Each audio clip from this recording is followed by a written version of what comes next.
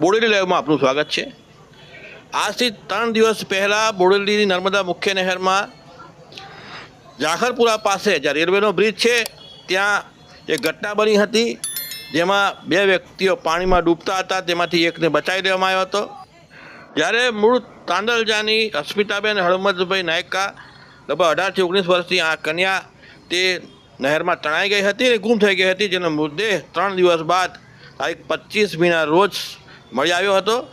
છેક પંચમહાલને આગળ વટી અને જરોદ પોલીસ સ્ટેશન વિસ્તારમાંથી એનો મૃતદેહ મળી આવ્યો અને જરોદ પોલીસ મથકે આ અંગે ફરિયાદ પણ નોંધવામાં આવી છે। અકસ્માત મોતનો ગુનો દાખલ પોલીસ તપાસ કરી છે। ગઈકાલે સમી સાંજે તાંદલજાના નાયક સમાજના આગેવાનો કાર્યકરો બોડેલી પોલીસ મથકે આવ્યા હતા અને આજે મૃતદેહ છે અસ્મિતાનો જે મળી આવ્યો તે પોસ્ટમોર્ટમ કરાવી તેઓ ઘરે જઈ રહ્યા હતા। તે દરમિયાનમાં બોડેલી પોલીસ મથકે આવ્યા મૃતદેહને લઈને અને એમને ન્યાય મળે, અસ્મિતાને ન્યાય મળે, એના પરિવારને ન્યાય મળે તેના માટે કરીને તેઓ પોલીસ મથકે આવ્યા હતા।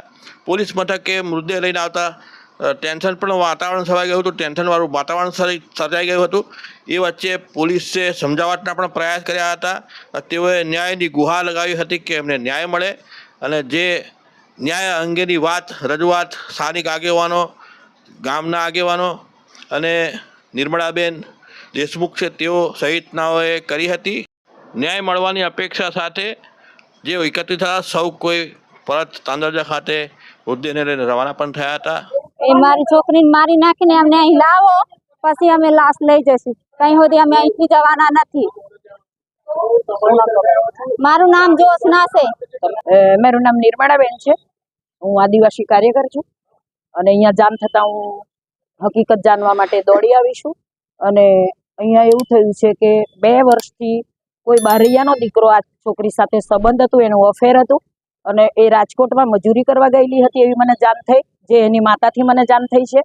અને એ છોકરીને ઈરાદાપૂર્વક કોઈ અહીંયા કેનાલ છે ત્યાં લઈ ગયા, એની સાથે કોઈ 3 મિત્રો હતા એવું કહેવામાં આવે છે અને એ પોતે બચી ગયો છે, એને દોરડાથી ખેંચી નાખ્યો છે, એવી બધી અહીંયા વાતાવરણ થાય છે। જ્યારે 2 વર્ષથી એનું અફેર ચાલતું હતું ત્યારે શા માટે એ છોકરાએ પેલી દીકરીને નહીં બચાવી? તો ઈરાદાપૂર્વક એને ધક્કો માર્યો છે એવું અહીંયા સાબિત થાય છે। અને અત્યારે જે કંઈ આગળ બધું થયું છે એની મા પાસે જે રિપોર્ટ છે તે આપ લઈ શકો છો।